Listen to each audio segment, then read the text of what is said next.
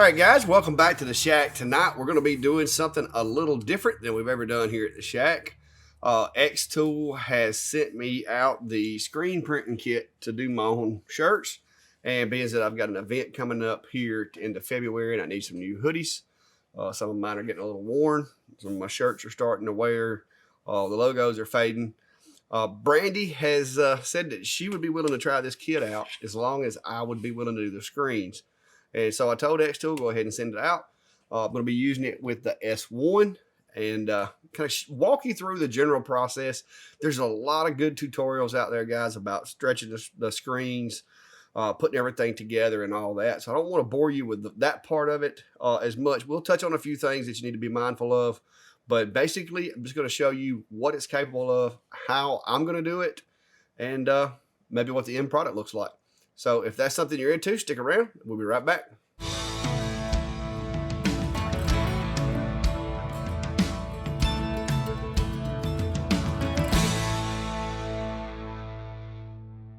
All right. First off, I will be dropping some links down below. Of course, xTool sent me this out to try it out and just show you guys what I think about it. This was the second screen that I stretched and put on a canvas. The first one didn't go so well. I will say this, make sure before you go to stretching your canvas, make sure these little legs are flipped up. They need to be in the up position or towards the end of the material when you put the little locking panels or whatever you want to call these things in there to lock it into place. Once you do that, then you flip these forward because they come from the factory with these things already under tension. And you want to release that tension before putting everything together. That way, once you clamp them down, everything's nice and snug and you don't have to redo it. The next thing is, it's pretty self-explanatory. The book shows you as far as how the machine works. And also, a good friend of mine, Steve, has a really good video on putting these things together, how to prep them and all that stuff. So we're not going to reinvent the wheel. I'll drop that link down below for you. So if you need help with the assembly or if you need help with putting the screens on, I'll let Steve help you out with that. We'll just do the engraving process, working it with XCS, and just seeing what the product looks like, and all the way to some new Clack Shack shirts.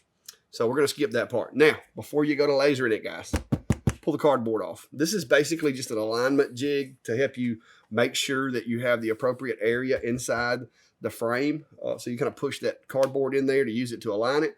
But once you get ready to burn it, you pull that off. But I'm leaving mine on until I burn it, just as a precaution so it doesn't get scratched or anything.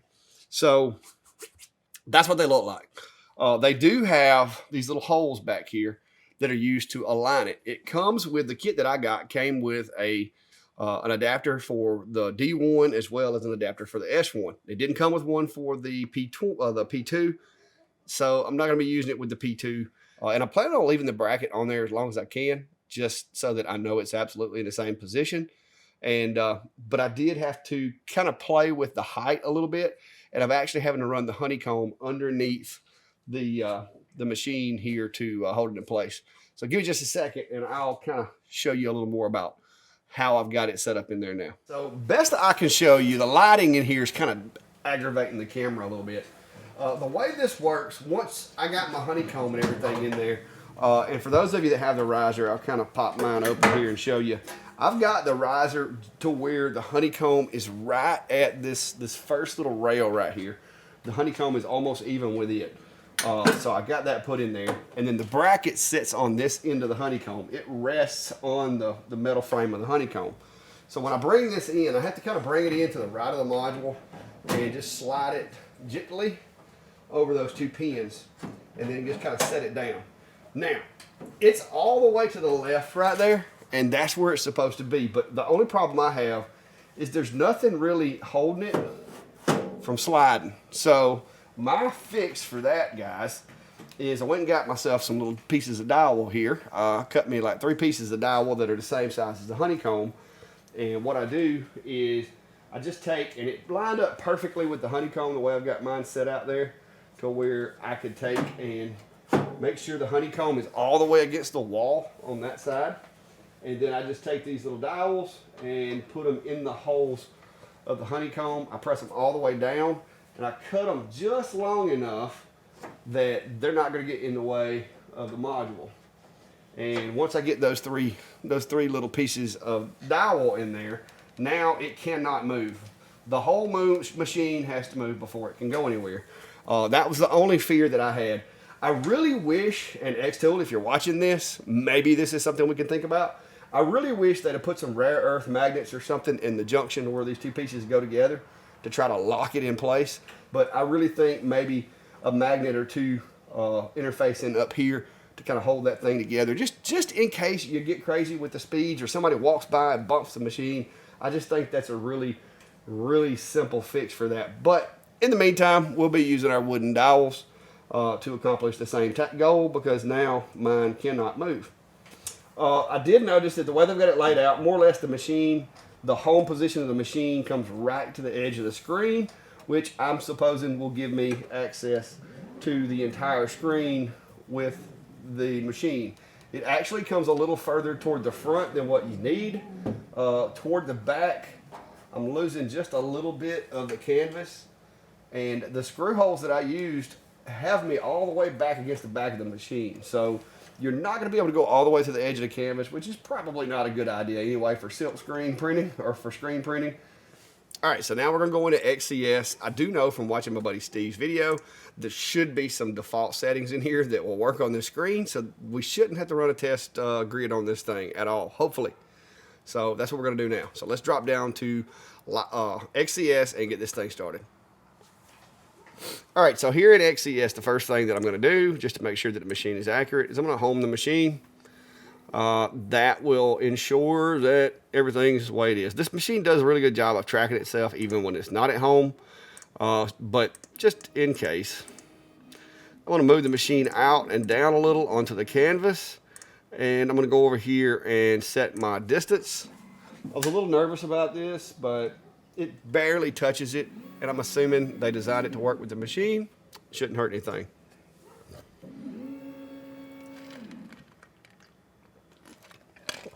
All right, so I do want to try to lay out a grid, at least where I can try to help myself know exactly where this thing is. So what I'm going to do is I'm going to go ahead and hit this start marking. And if nothing else, I'm just going to do me a rectangle as big as I can with the machine. So I'll be using the little pointer thing here to do that right quick.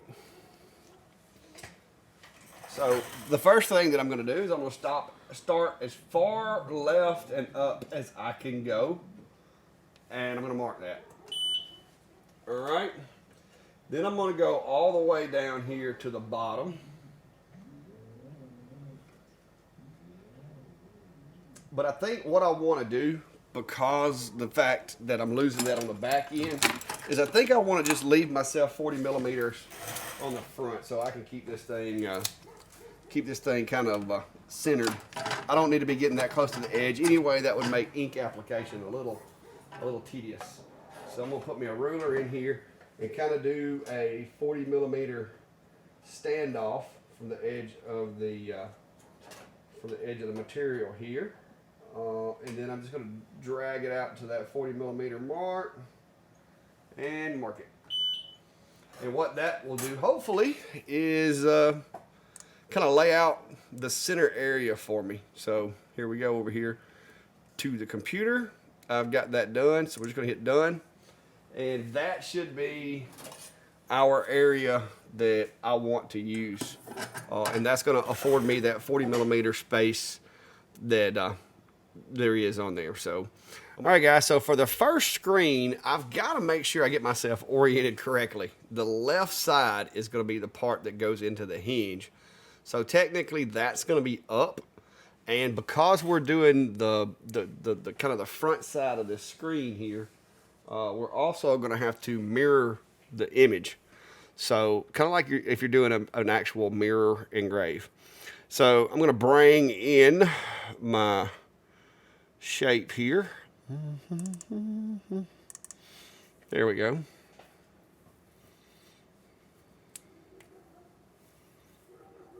So bringing that in. And we got to remember, guys, the up is going to be to the left. So before I do anything, I'm going to go ahead and orient this thing properly. So that's going to be up. And also, we've got to mirror the image to make sure it print. Ooh, wrong way. To make sure it prints properly. I don't want anything printing backwards. So there we go. So that way, once you've got to kind of visualize, this is going to be the hinge. That's going to make this up. And then when this comes down and you put the ink on there, looking at it from behind it, it'll be correct. So the one thing that I want to do also is I want to put this to engrave. And I'm going to go down here to, well, I guess I'm going to go out here. And I'm going to look for the printer material. Coated screen. Okay.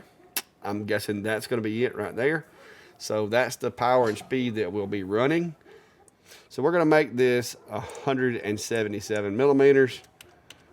And that should be about right. And I'm going to try to put this one in, because this is going to be one that I use a lot. And so I'm going to try to make sure I put it in the middle. I've even considered, guys, doing a smaller logo on the same screen, but I'm afraid that that could run into some problems with ink spillage going through here.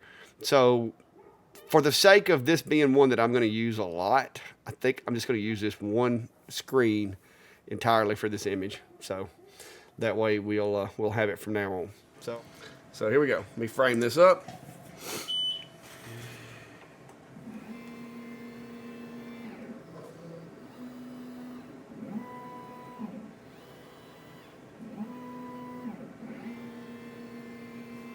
That looks pretty well centered. So I'm going to move you over to the other camera where you get a little better angle. And we're going to get this thing going.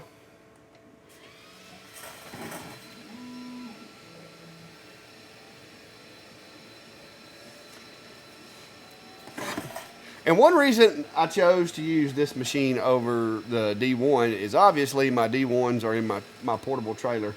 And they're not inside the shop. But two is I felt like the 40 watt would be a lot quicker at this. And I like the jig that they had built for it. And since I've got the P2, this jig, now that I've got it in there, guys, I can leave this jig attached and it's not going to get in my work area and prevent me from using the machine to do other jobs. So, I mean, there are some times I can see it might get in the way, but I have other machines I can use, so I'm not concerned with that. So this will be a permanent fixture, the little jig kit for the screens in my machine, because when Brandy gets ready to do some screen printing, I'm already set up. I just need to, burn the screens and carry on. But as you can see, the machine's doing a good job of smoke management. I do have the honeycomb in there underneath the screen, so I'm sure that's helping get some of that ventilation going. But we'll let this run and we'll check back in here shortly and show you what it looks like. All right, guys, so it finished, and I was a little concerned because it appears, because I had to take the spacers out from under my honeycomb, the smoke was getting trapped under there. So as it was engraving, the smoke was basically stopping up the screen and making it look like it wasn't completely cleared. But little air before I removed it, and you can see that that's just a little bit of dust stuck in there. So I'm gonna go ahead and move the module out of the way. Bad news is, guys, I did find out I made a mistake. Because of the way this thing hinges, my design, even though I mirrored it correctly, it needed to be upside down. But lucky for us, we can remove the screen and put it back in. Just got to make sure I put it back in the center, or it's going to mess with my OCD. So we're going to have to take and flip the image around, because the way the machine works, you have to slide the garment up over it, and I didn't do that. And the hood on the hoodie was going to be all up in the way. So we're going to have to take that apart and flip it around, so you'll get to see the process of putting the screens in there, because I'm going to have to take this one apart, fix it before we go in the house, and let Brandy know we really messed up. So let's get this thing out of here and see what it looks like. So I'm going to remove my little wooden pins here. And guys, the reason I did that is if I need to put this back in here and burn it again for whatever reason, it can only be in this exact position using those pins and everything. So let me hit this with a little air.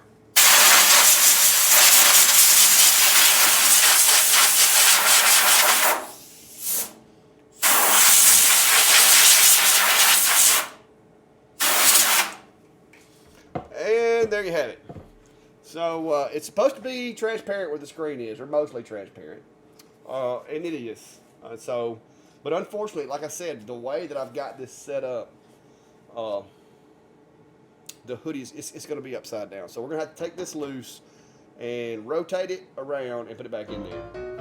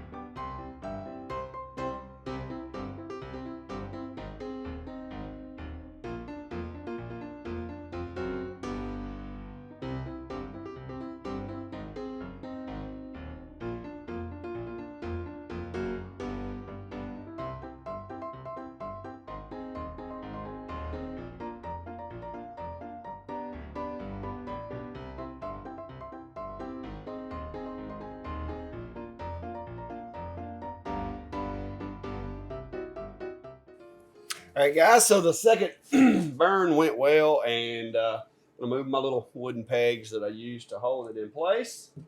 And we're going to check that one out, just make sure that it burned exactly the way I want it to. And then we'll be going inside to do the printing. And guys, as you can see, both of them are you can see through them. They're clear. Looks like a good place for ink to go through. So I think we're ready to go check out, see if Brandy's ready to get this thing done. All right, guys, so we made it into the house, and this is Brandy's little makeshift workstation that she's got set up. Never mind the computer desk and 3D printer behind her. the shop's taking over the house. But anyway, we got the screens in, got them locked in. It's a pretty simple process. Just for those of you that may not have watched Steve's video yet, like I told you to.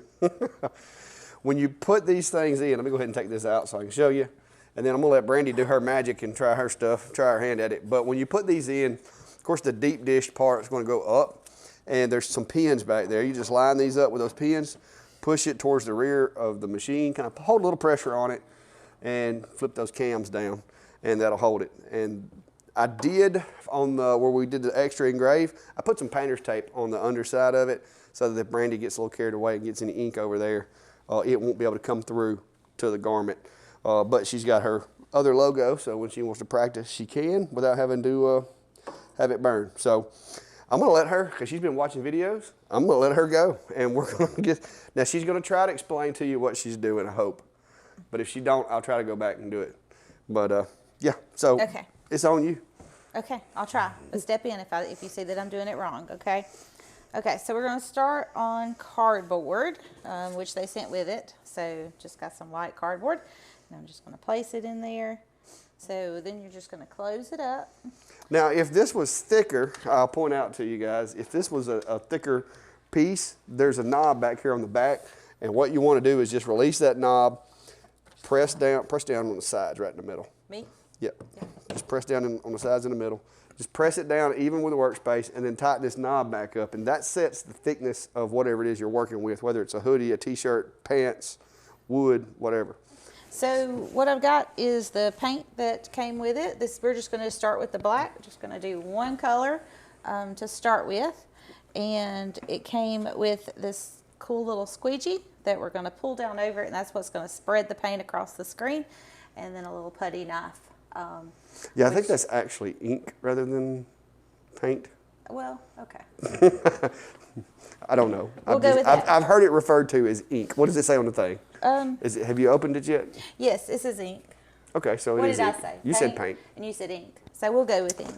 Yeah. I may still call it paint, but you know what I mean. Here goes nothing.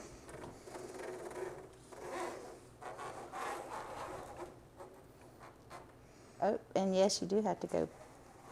I didn't get it quite wide enough. As long as you don't release it, I think you're good to go over it as many times as you need to. We're going to know in a minute. Scrape it back. It's actually kind of thick, so that actually makes it easier to work with. But there's yeah, it's got the consistency of, I'd say probably like what, mustard maybe? Yeah, I would think so. But there's actually some that didn't get picked up from the squeegee, so I'm going to go back over it that way. So what do you think? So let's see what we got.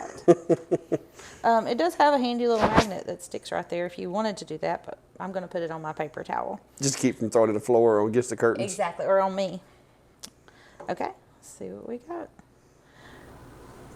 We got nothing. What happened? We have an issue. Something went terribly wrong. Is it upside down? Is it backwards? No. Maybe our squeegee's not squeegeeing enough. I feel like it would be. Maybe you didn't put enough gumption into the squeegee.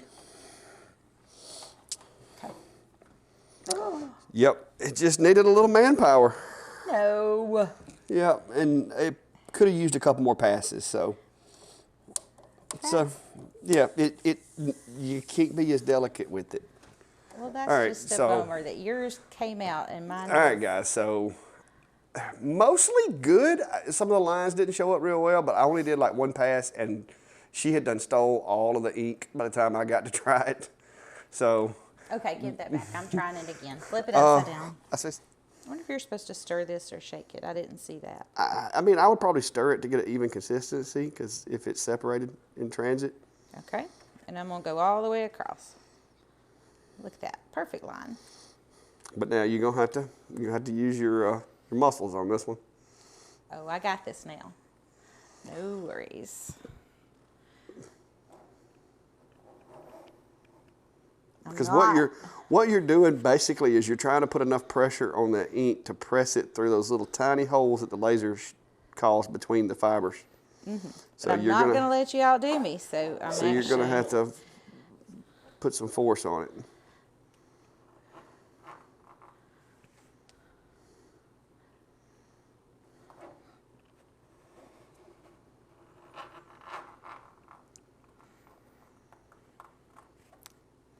Okay. Or you think you did it that time? I'm hoping I did it this time. I sure hope I did. Yeah, okay. You got it. You got it. You got it on there. Now we're still having a little problem with the real faint lines, but guys, that's probably something that we just need to pay attention to in the design process. The little faint line around Alabama is not taking ink real well. So, but I mean it's a good consistent coverage. I think they're looking pretty good. So we'll set this over here by the 3D printer and let it dry. You feel like that's where it needs to be? It's pretty close. Okay, well if you're not in love with this shirt, we'll go for it. That's a gray one that I don't ever wear. Okay.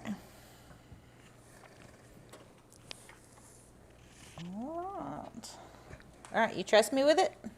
You think I'm going to do it hard enough? Or are you itching to get in here and do it? No, hey, you got to learn to do it because you're going to be the one doing this, not me.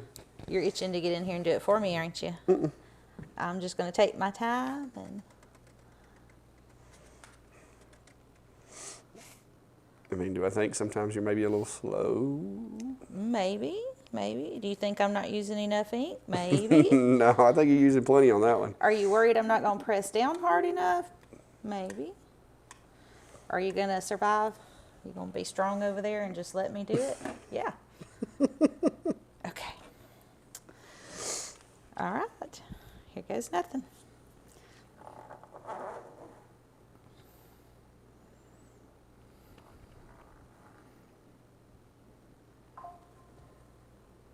Okay, second pass. I'm just going to dip that back off.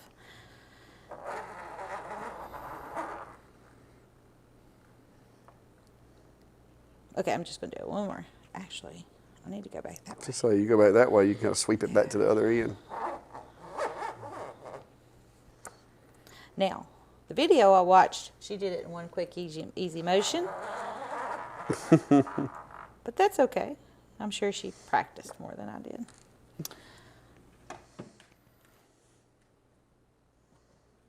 Ooh, it's stuck. Okay. Wow! Look at you, fancy pants.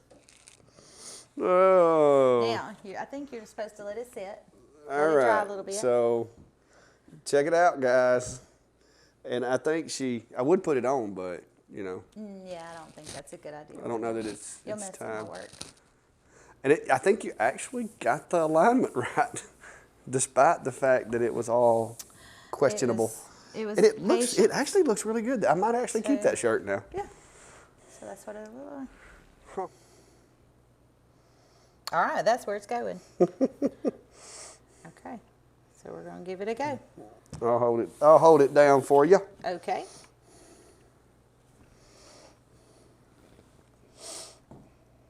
You got a pretty good bit of ink back toward the front. Okay. I'm going to make sure I've got enough. I can always pick it up and put it back in here if I need to. So if mine doesn't come out nice, are you not going to let me do yours? Is that what you're thinking? You're like, how can I stop her from doing mine if this one doesn't come out? I'll get better with practice. Okay. Keep it down because I'm going to go over it several times. I've got it pressed. It ain't going nowhere.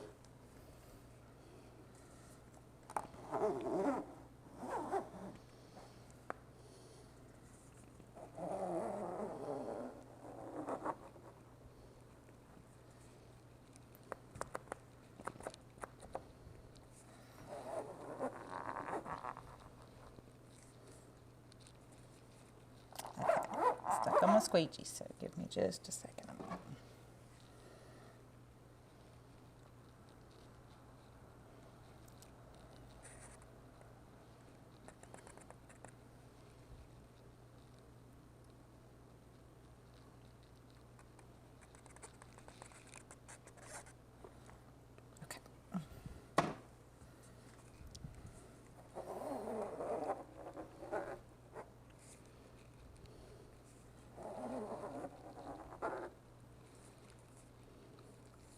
Just want it to be well defined.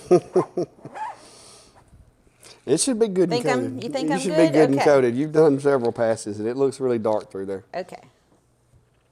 Okay. Ready? Moment of truth. Moment of truth. Ooh, okay. It looks good. So You can tell some the of my top. Alabama's You can not tell the top part is not as dark. It does look a little. as dark. So you may want to, when you come back this way, just crank some more pressure down on it. Apply pressure all the way. All right, but let's take a look. How does that work? How does that work? Let's see. It looks pretty good. I think you got it about where it needs to be. Like I said, the top could use a little more ink. Yeah, the top could use a little more ink. It might need a little more. But it works for me. I like it. It might could use a little more man strength. Okay. So you need to find you a place to let that set and dry. So, okay. All right, guys. So tonight was the first night that myself or Brandy has messed with the screen printer, and I think we had a pretty good little product there. I'll have some pictures also, and I'll drop a couple of those in the video so you can see it a little better. But we learned a few things. We learned from our mistakes tonight as far as what we need to do and how we could go about making the process a little easier. And we're going to kind of just walk through some of the things that we've figured out from our first experience with the machine, if you're planning on getting one or if you already have one and you're wanting to learn how to use it. The first thing that I think we have figured out is that, what do you say, maybe 2 millimeters? I think 2 millimeters is probably, to get a really good bleed through with the ink and get a really good image. Anything less than like 2 millimeters thick, as far as line work in your laser file, that's going to give you a little bit of problem. So when you can, it's not a bad idea when you're editing your graphics to go ahead and make those lines a little heavier. The smaller logos that we did from the shack, it had a little bit of issue with the state outline not showing up on the design. But when we did the big one, and that's the one that's on the back, because the line in the design is thicker, we got a lot more defined results. So that's one thing from a design aspect when you're burning these. And I'm going to go back and do some tweaking with my logo, as far as I'm going to modify it slightly so that it prints a little better with the screen printer. And we'll try it again later, at a later date, maybe get a little more practice. But from a design aspect, that's one thing that I would say. And we've also learned too that being stingy with the screens, although economically it makes sense, you can make things hard on yourself if you don't position the graphic where you need it to make sure that the material goes in okay. So depending on the product too, if you're doing a t-shirt and you want it in the top left side, then use the top left side. If you're doing like a dishcloth and you can place that anywhere, then you can you can add multiple. Yeah, if you were doing like cards or like Christmas cards or something like that, then yeah, you could be very flexible with it.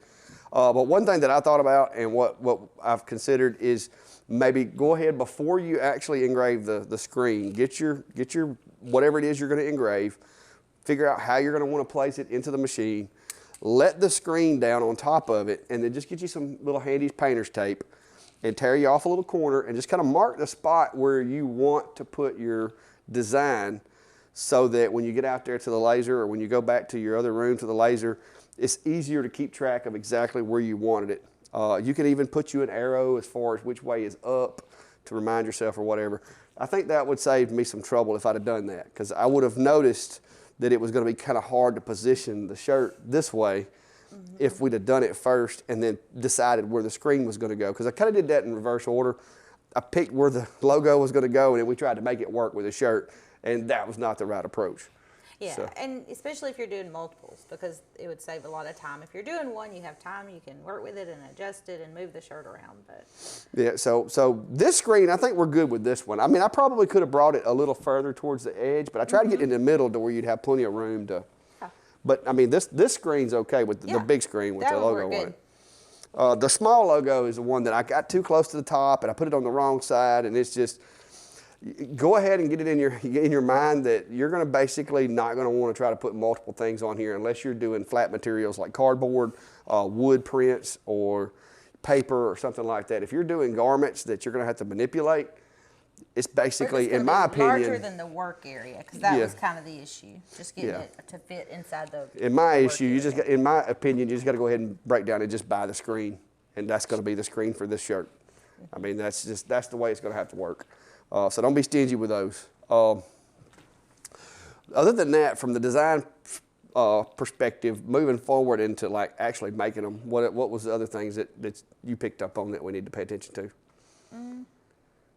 Nothing on the design. The larger the image, the clearer it gets, because of course more ink gets through. But other than that, the design was great. Yeah. So some of the things I would kind of recommend is maybe clean it between a few times. If you do it 2 to 3 times, because that ink, as you pull it across and it stays on the screen, it dries quick, and then if you're trying to do multiples, you can't. It doesn't give you an even coverage. So that was one thing we did notice too, is the quality kind of deteriorated over time because it was taking us so long between. And we probably did some tests. So we probably did like 5 before we actually got to the product, and by that time it had already dried, and so the ink wasn't flowing through as well. Yeah, because my hoodie didn't turn out as well as I had hoped, guys. I did it myself.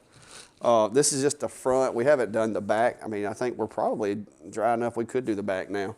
But I was trying to get those real faint lines to show up, and I raised it up, put it back down, and then I really hammered it with the ink. And I got a little bleed through. That's on me. That was mine. But the reason I did is because when Brandy did the small logo on her hoodie, it had a little bit of areas where it didn't get enough ink because the graphic was too thin. And so I didn't want it to do like that, and so I overdid it. But we've learned now that I'm going to redo that front graphic and make those lines wider. So we're moving forward with making them. This one's going to work for me, but moving forward, we're going to do a little bit better job with the designs. The T-shirt did really good on the back. The T-shirt. And like I said, I think these are probably. The T-shirt did really good on the front too. So, and that fabric is a little bit different. This is a cotton shirt, this is the Walls hoodies, and so this is a very like dirt resistant material, and I don't know if that's going to have an effect on the ink or not. Well, and I'll say too, those haven't been washed yet, and this one's been washed. Yes, that one's been washed a bunch of times. That one's And that could actually affect probably it, needed to too. have been thrown away, but now it looks like a really cool Clack Shack shirt. Yeah. So, but that would affect it too. So Yeah. if you're doing new shirts, you'll have to kind of factor. Yeah, it and in, from too. Brandy, like I said, if you're doing new clothing, you might want to, like I said, if it's yours, you may want to go ahead and wash it. If it's something you're trying to sell, that might not be an option. Right. But if it's yours, it might not be a bad idea to go ahead and wash it and get any kind of stain resistor or whatever kind of knocked off the surface of it. But other than that, I think she may try to do the backs tomorrow, maybe. I can do that. Because we've got everything cleaned up tonight. And but we've learned some lessons, and I wanted to pass those on to you guys. So what do you think about it all in all? Is it, I mean, I liked it. I had fun. I know, you may not be as crazy about it as I am, but I liked it. I had fun. I didn't mind lining it up and taking time with it. So. Yeah, so she's going to be using this, guys, because when xTool asked me if I wanted to get it, it wasn't something that I thought I would use a lot, but she was over behind me going, hey, I'll take it. So It's a cooperative effort because I don't do the laser. So he has to do my laser, and then I'll do the screens. yeah, so that's making the screens is going to be kind of my wheelhouse, and then once I get them made, it's hers. But anyway, guys, that's pretty much going to be it, and we're going to conclude this and I'm going to try to make a video out of it and make sense, just to kind of bring you guys along at the process. Like I said, there's a lot of technical videos out there that explain it and go into details. This is a hands-on. We're doing it kind of as a team and a partnership to try to see what issues we find. Thicker graphics are better when it comes to screen printing. We've learned that. So the wider the graphic that you can make it and still keep the look you want, the better. But until next time, guys, be safe and have a good day.